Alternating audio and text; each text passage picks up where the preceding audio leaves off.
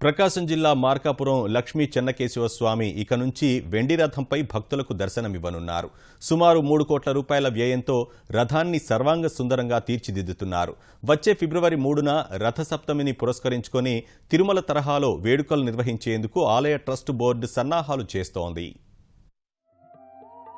ప్రకాశం జిల్లా మార్కాపురంలోని శ్రీ లక్ష్మీ చెన్నకేశవ స్వామివారి దేవస్థానాన్ని విజయనగర సామ్రాజ్య పాలనలో శ్రీకృష్ణ దేవరాయలు నిర్మించారు. ఆగమ వాస్తుశాస్త్రరీత్యా స్వామివారు తూర్పు ముఖంగా ఉండేట్లు దేవాలయ నిర్మాణం చేపట్టారు. ధనుర్మాసం నెల రోజులు ప్రతిదినం సూర్యోదయం కాగానే కిరణాలు గర్భాలయంలోని మూల విరాట్ పాదముల నుంచి శిరస్సు వరకు ప్రసరించటం మరో ప్రత్యేకత. దేశంలో ఎక్కడా జరగని విధంగా ఈ దేవాలయంలో ప్రతిరోజు తిరుమంజనోత్సవం నిర్వహిస్తారు. పూర్వం మార్కండేయ మహర్షి గుండ్లకమ్మ నదీ తీరాన చేపట్టిన తపస్సుకు విఘాతం కలిగించిన రాక్షసి సంహారం అనంతరం శ్రీ లక్ష్మీ చెన్నకేశవ స్వామి స్వయంభువుగా వెలిశారని వేద పండితులు చెబుతున్నారు.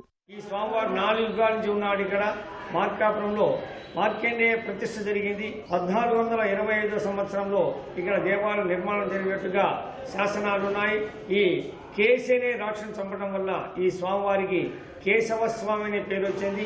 స్వామివారు అందంగా ఉంటాడు కాబట్టి కన్నడంలో చెన్న అంటే అందంగా ఉంటాడని అర్థము. కాబట్టి చెన్న కేశవ స్వామిగా ఇక్కడ పిలుస్తూ ఉన్నారు.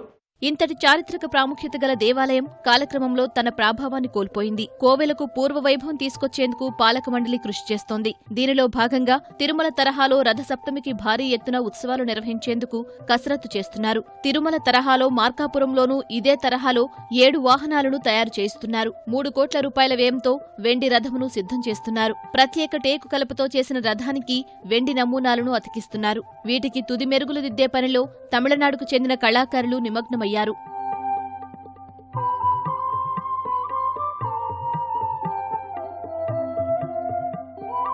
ఆలయ ట్రస్ట్ బోర్డు దాతల సహకారంతో రథసప్తమి వేడుకలను అంగరంగ వైభవంగా నిర్వహించేందుకు ఏర్పాట్లు చేస్తున్నామని ఆలయ బోర్డు సభ్యులు చెబుతున్నారు. సుమారు 500 కేజీలతోటి వెండి రథం అనేది తిరుమల తర్వాత ఏ ప్రాంతం కూడా ఇటువంటి రథం నిర్మించలేదు. సూర్యవాహనం మొదలు చంద్రవాహనం వరకు 6 వాహనాలలో స్వామివారిని మార్గంలో చేయాలని చెప్పేసి ఏర్పాటు జరుగుతున్నది. తిరుమలలో ఏ విధంగా అయితే రథసప్తమి కార్యక్రమం ఏర్పాటు చేస్తున్నారో అదేవిధంగా ఇక్కడ మార్కాపురం పట్టణంలో కూడా 4 మాడవీధుల యందు 6 వాహనాల మీద మరియు ఆఖరిగా వెండి రథం మీద స్వామివారు ఉత్సవం జరిగే విధంగా ఏర్పాట్లు చేస్తున్నాం. శ్రీ లక్ష్మీ చెన్నకేశవ స్వామి ఆలయానికి వెండి రథం సమకూరటంపై స్థానికులు హర్షం వ్యక్తం చేస్తున్నారు. తిరుమల తరహాలో రథసప్తమి వేడుకలు నిర్వహించనున్న ఆలయ ట్రస్ట్ బోర్డు సభ్యులను అభినందిస్తున్నారు.